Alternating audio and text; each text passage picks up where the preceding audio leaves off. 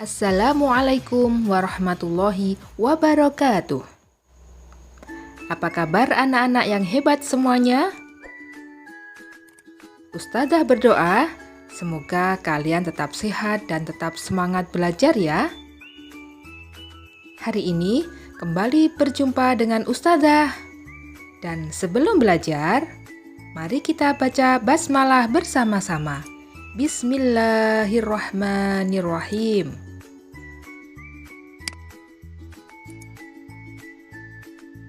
Hari ini kita belajar kosakata tentang wujud benda ya. Perhatikan baik-baik.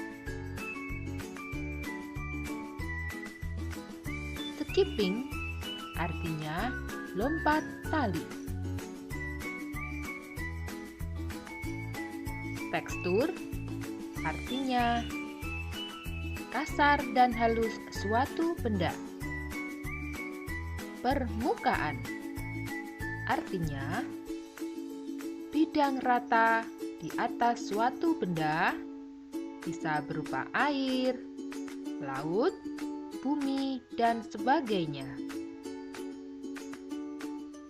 Bentuk artinya wujud yang ditampilkan atau yang tampak. Aturan artinya tindakan atau perbuatan yang harus dijalankan. Selanjutnya, hujan artinya titik-titik air yang berjatuhan dari udara karena proses pendinginan.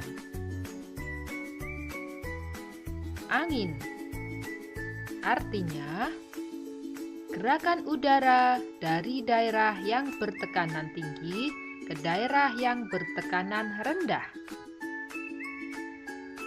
Air artinya cairan jernih tidak berwarna, tidak berasa, dan tidak berbau yang terdapat dan diperlukan dalam kehidupan manusia, hewan, dan tumbuhan. Selanjutnya, debu. Artinya apa, Nana? Ya, serbuk halus yang berasal dari tanah ataupun dari yang lainnya. Arti panas adalah hangat sekali atau lawan dari kata dingin. Arti wujud. Nanti arti wujud ini ada 3 macam ya. Yang pertama, rupa dan bentuk yang dapat diraba.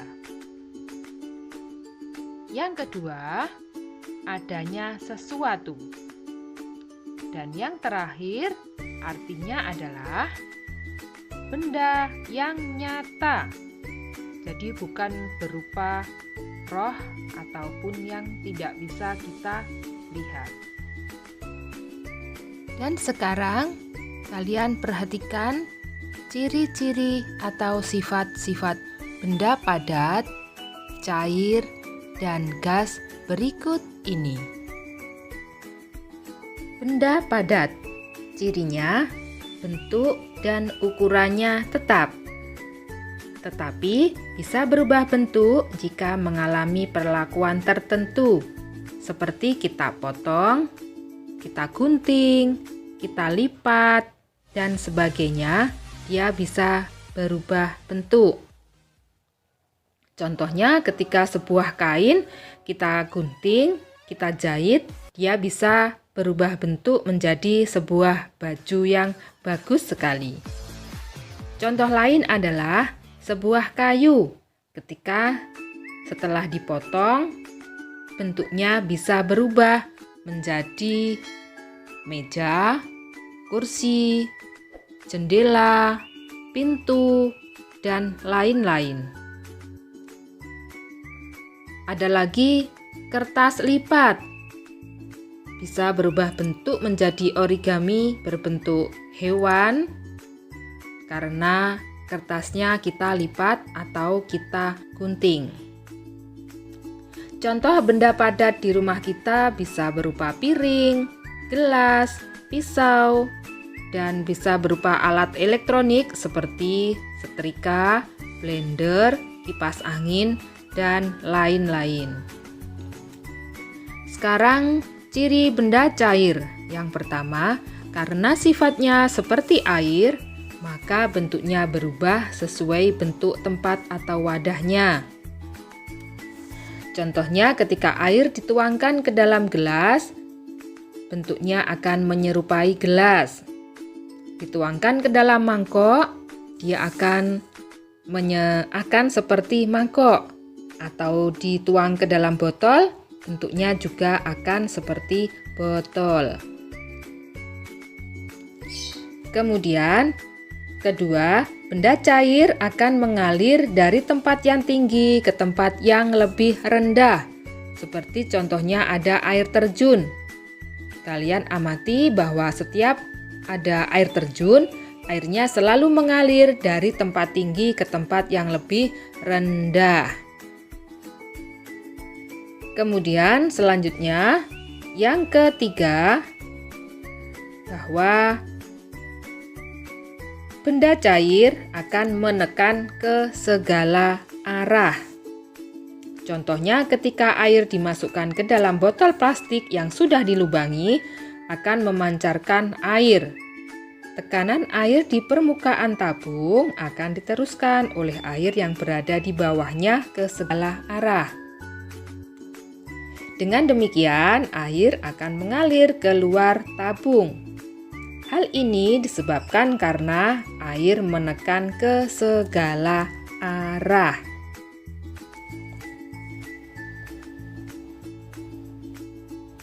Keempat, permukaan benda cair yang tenang selalu datar. Di situ ada gambar benda cair yang ada di botol. Walaupun botol itu dimiringkan, permukaannya tetap datar karena airnya tenang.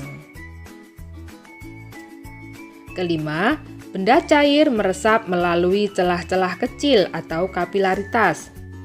Contohnya ketika ada tumpahan air, kita lap dengan tisu atau kain, tumpahan air menjadi kering, sedangkan tisu atau kain tersebut menjadi basah. Pernahkah kalian mengalaminya? Kalau pernah, berarti air itu bisa meresap ke celah-celah kecil, kain atau tisu yang disebut dengan kapilaritas. Nah, contoh benda cair yang ada di sekitar kita antara lain ada air kopi, sirup, susu, air, ada minyak, ada madu, kecap, ada saus, dan tentu masih banyak lagi yang ada di sekitar kalian. Nah, sekarang benda gas. Bentuk dan ukurannya sesuai dengan wadahnya. Contohnya, gas yang dimasukkan ke dalam balon yang berbentuk marsa atau karakter yang lain, bentuknya akan menyesuaikan dengan wadahnya. Bisa juga dimasukkan ke dalam tempat yang berbentuk huruf. Tentu gasnya akan menyesuaikan dengan huruf yang ada. Bisa A, B, C, D, dan sebagainya. Menyesuaikan dengan tempat atau wadahnya. Dan benda gas itu tidak bisa kita lihat. Nomor 2, benda gas menempati ruang dan menekan ke segala arah. Contohnya, seorang anak meniup balon yang mula-mula balonnya kempis. Setelah ditiupkan udara secara terus-menerus, udara akan menekan dan memenuhi ruangan yang ada di dalam balon, sehingga balonnya membesar. Yang ketiga, benda gas mempunyai massa atau berat. Contohnya, 2 buah balon digantungkan pada ujung kayu akan seimbang. Sedangkan yang satu, sebuah balonnya besar, satunya kempis, dia tidak seimbang atau menjadi miring, menandakan bahwa gas mempunyai massa. Nah, demikian tadi anak-anakku semuanya penjelasan Ustazah. Semoga kalian bisa memahaminya dan kini saatnya mengerjakan tugas. Tugasnya adalah mengerjakan latihan soal yang ada di LKS. Dan hasilnya tidak perlu dikirim ya. Kita akhiri belajar kita hari ini dengan membaca hamdalah bersama-sama. Alhamdulillahirabbil alamin. Semoga kalian tetap semangat dan tetap sehat. Dan Ustazah akhiri, wassalamualaikum warahmatullahi wabarakatuh.